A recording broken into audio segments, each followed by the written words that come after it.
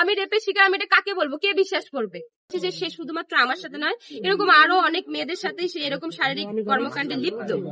দেখেন ভাইয়া, সে আমার সাথে ঘনিষ্ঠ হয়েছে, এখন তার কাছে কোনো ভিডিও থাকতে পারে, সে ভিডিও করেছে, আমি এটা শিওর যে সে ভিডিও রেখেছে। সে এটার ব্ল্যাকমেল, কারণ সে তো তার শরীরের কোনো ভিডিও রাখেনি।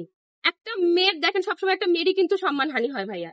সে যদি তার মুখ না রেখে আমার যদি কোনো অংশের ছবি রাখে, ভিডিও রাখে, সোশ্যাল মিডিয়াতে ছেড়ে দেয়, আমার একটা মান সম্মানের ভয় আছে না, আমার মা বাবার সম্মান আছে না। এবং আমি সেই মুহূর্তে ঢাকা শহরে নতুন, আমি বারবার বলছি আমি ইডেন মহিলা কলেজে সেখানে আবাসিক স্টুডেন্ট, আমি হলে থাকি, আমার ভাই মা বাবা সবাই রংপুরে থাকে। সেই মুহূর্তে যদি আমার এই ভিডিওটা ভাইরাল করতো সে, আমি কোথায় লোক লজ্জায় মুখ দেখাতাম? তখন কি আমি সুইসাইড করলে আপনারা খুশি হতেন? বা আমি ওই সময় যে রিপোর্ট টেস্ট করব সেটাও তো আমি জানতাম না। একটা ইন্টার কমপ্লিট করা মেয়ে সে কি জানে যে কি টেস্ট করলে সে রেপ হয়েছে এটা বের হয়? আমি তো সেটাও জানতাম না। আপনারা যে বলতেছেন যে প্রথমবার কেন জানালেন না, আমি তো আমার প্রতিবন্ধকতাগুলোকে ক্লিয়ার করছি ভাই, যে ওই মুহূর্তে আমি ঢাকা শহরে নতুন, আমি কিচ্ছু জানি না, কারো নাম্বার নেই, কোনো থানা ওসি কাউকে চিনি না আমি। হ্যাঁ, এবং আমাকে জাহিদ অন্তু ব্ল্যাকমেল করেছে, ভয়ও দেখিয়েছে, এবং সে বারবার বলতেছিল তুমি এটা বাইরে বলো না, কারণ সে অলরেডি তখন একটু ফেমাস হয়ে গেছে। সে হচ্ছে সিঙ্গার, আপনার কম বেশি জানেন, তার একটা বিশাল ফ্যান বেস আছে, যেটা হয়তো আমার নেই এখন। তার ফ্যান বেস তো তার নামে ভালো কথা বলবেই। তার ফ্যান বেস, তার ইয়াংস্টারে তারা যাকে দেখেছে অডিশনের সময় ছিল, বা তার যারা ভাই ব্রাদার আছে, চট্টগ্রামের ভাই ব্রাদার, রাজশাহীর ভাই ব্রাদার, যত সারা বাংলাদেশের যত ভাই ব্রাদার আছে, তা তো তার ভালো রূপটা দেখেছে ভাই, খারাপ রূপটা তো দেখে নাই। সেই প্রেক্ষিতে তারা বলতেছে যে এই মেয়েটা হচ্ছে তাকে ফাঁসানোর চেষ্টা করতেছে। আমি যদি তাকে ফাঁসানোর চেষ্টা করি, তাহলে নিজে থেকে সে কেন ডাকবে আমাকে তার বাসায় বা তার অফিসে প্রোডাক্ট শুট করার জন্য? কেন বলেন? তখন যখন আমি জানতে পারি এবং তার কাছে বিয়ের যে বিষয়টা ক্লিয়ার হই না, তখন আমি নিজে থেকে দূরত্ব সৃষ্টি করি, যে ঠিক আছে আমাদের মধ্যে আজকের পর থেকে আর কোনো প্রকার এরকম সম্পর্ক থাকবে না।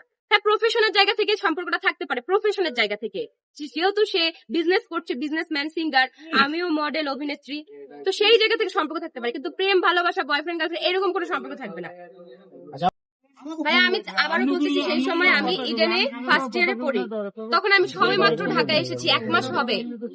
1 মাসের মাথায় আমি জানি না ঢাকায় কোথায় কোন থানা আছে, কোন জায়গার কোন ঘটনায় কোথায় জানাতে হয়।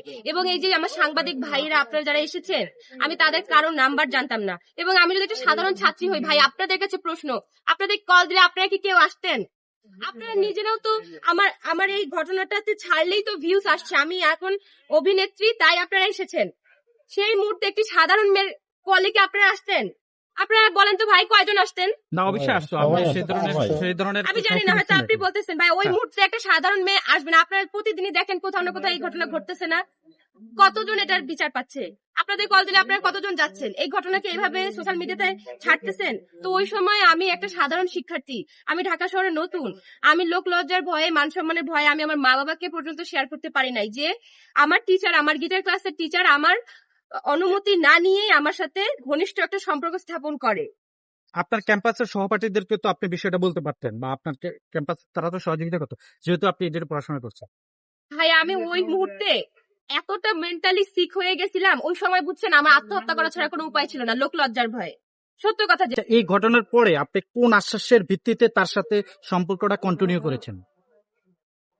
সে পরবর্তীতে যখন আমাকে বাইরে বলতে নিষেধ করে এবং বলে যে সে আমাকে ভালোবাসে, হ্যাঁ, যেহেতু সবকিছু আমাদের মধ্যে হয়ে গেছে, এখন তো বাইরে বলে লাভ নেই, আমি তোমাকে বিয়ে করবো, বিয়ের প্রতিশ্রুতি দেয় সে আমাকে, এবং আমি তৎক্ষণাৎ সেটা রাজি হই না। তারপর সে বিভিন্ন ভাবে আমাকে অ্যাপ্রোচ করার চেষ্টা করে। আপনারা জানেন যে যখন একটি মেয়ে রাজি হয় না, একটি ছেলে কি তার পিছনে ঘোরে না? ঘোরে না ভাই? আপনারা বলেন, আপনারা তো ছেলে মানুষ, একটি পছন্দের মেয়েকে আপনারা পটানোর জন্য তার পিছনে ঘোরেন না, ইফোর্টস দেন না? সেও দিয়েছে। আপনাকে কি এমন কোন আশ্বাস দিয়েছে যে তোমাকে আমি বিয়ে করব, বা সেই আশ্বাস ভঙ্গ হওয়ার কারণে কি আপনি মামলা করেছেন, বা আসলে না, এরকম কিছুই না। তাহলে সে আশ্বাস ভঙ্গ করেছে পরবর্তীতে যখন আমি জানতে পেরেছি, এবং আমি আরো জানতে পেরেছি